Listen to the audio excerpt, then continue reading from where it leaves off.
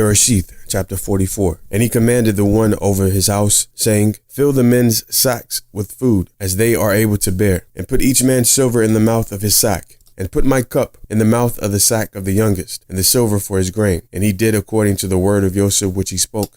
As soon as the morning was light, the men were sent away, they and their donkeys. And when they had gone out of the city, not having gone far, Joseph said to the one over his house, Rise up, follow the men, and when you overtake them, say to them, Why have you repaid evil for good?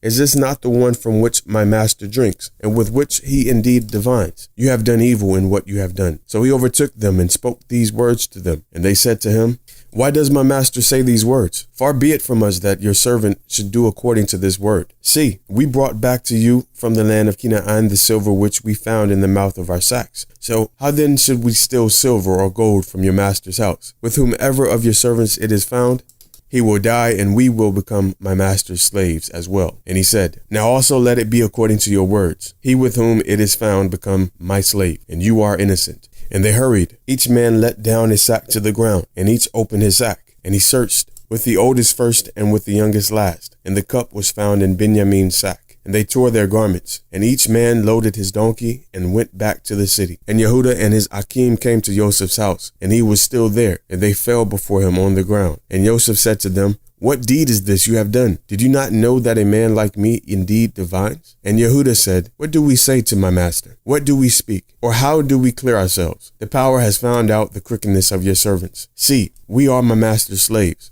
both we and he also with whom the cup was found. But he said, Far be it from me to do this. The man in whose hand the cup was found, he becomes my slave. And you, go up in shalom to your Abba. And Yehuda came near to him and said, My master, please let your servant speak a word in my master's hearing, and do not let your displeasure burn against your servant, for you are like Pharaoh. My master asked his servants, saying, Have you an Abba or an Ak? And we said to my master, We have an Abba, an old man, and a young child of his old age, and his Ak is dead, and he alone is left of his Imah's children, and his Abba loves him. And you said to your servants, Bring him down to me, and let me set my eyes on him. And we said to my master, The boy is not able to leave his Abba, for if he leaves his Abba shall die. But you said to your servants, Unless your youngest Ak comes down with you, you do not see my face again. And it came to be, when we went up to your servant, my Abba, that we told him the words of my master. And our Abba said, Go back and buy us a little food. But we said, We are not able to go down. If our youngest Ak is with us, then we shall go down. For we are not able to see the man's face unless our youngest Ak is with us. Then your servant, my Ak, said to us, You know that my Isha bore me 2 bens, and the one went out from me.